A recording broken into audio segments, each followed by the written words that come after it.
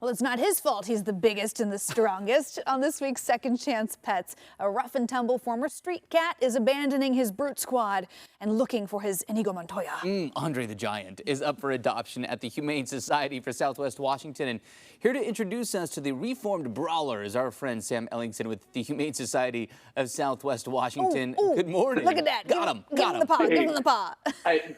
We got a lot going on today, and I'm so glad he came out because for the last, I don't know, 90 seconds, he's just been chilling out by the door right under the camera. And I was like, come on, man, don't let me down. Like, I need you to come out and at least say hi for a minute. So here he is. Yeah, making his television debut with Andre the Giant. Yeah, so tell us about Andre the Giant. What do we need to know about this cool cat?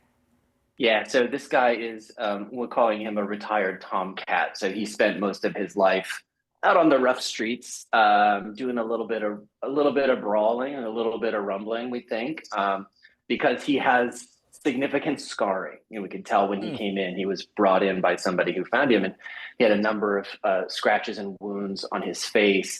And so it was obviously the trademark of a cat who lived outside his entire life. And he has those sort of massive, adorable tomcat cheeks too. So we know that he's probably spent most of his time defending his territory and just kind of making it work as an outdoor cat. Now, a lot of the times when we have these outdoor cats come into the shelter, they don't necessarily thrive, and we try to put them into some sort of a adoption situation where they can have a working cat life, where they can maybe have a barn or some property or some space where they can live outside primarily and still have a family that's providing for them.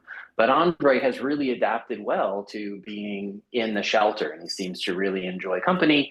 He has a lot of songs that he likes to sing when he thinks it's time for breakfast.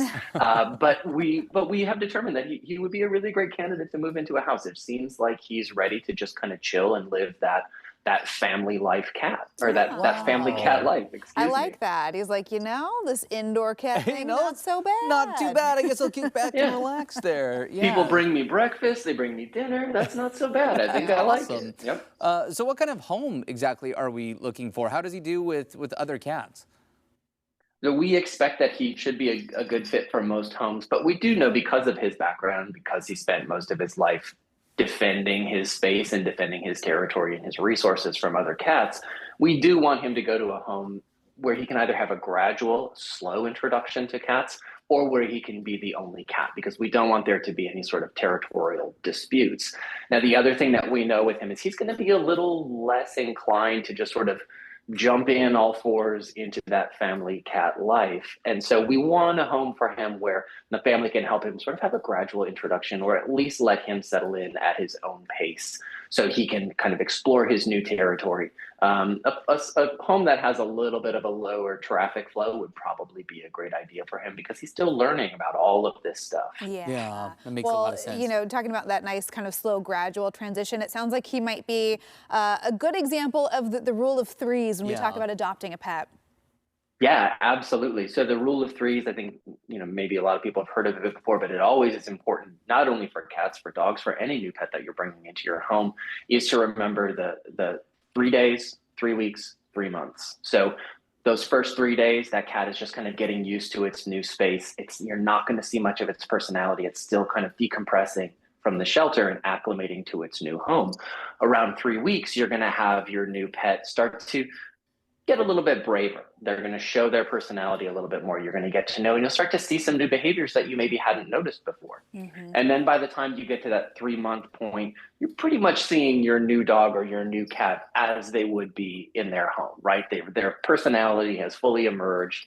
You have your new friend there showing you who they are and truly have adapted to this new lifestyle. Yeah, it's a good reminder. And you see, I mean, look how lovable he is. I know he was in life on the streets, but he wants his scratches there walking by. Look at what a little love and patience can do. Well, of course, all this work you do comes from raising money in many situations. And we got the walk run coming up here in May. Where do we stand there?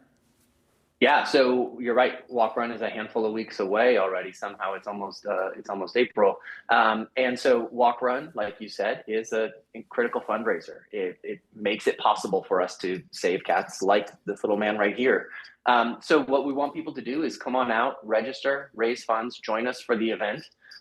We would hope that people can register soon, because the 15th is actually the last day of early bird registration where they can save a little bit on their registration fees. So they want to register $35 until the 15th. After that, it goes up to $50. But the important thing to remember is all of the funds that are raised come right back here to support the animals in our care and the animals in our community. Excellent. Okay, so you have until this Sunday to sign up and get that early bird registration perk and start fundraising to help pets like Andre. Well, Sam, thanks so much for introducing us to Andre the Giant. We hope he finds his Princess Bride very soon. Yes, we do.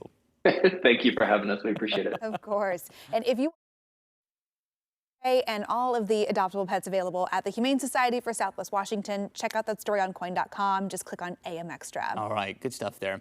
Hey, it's 8:41 and it's been 25 years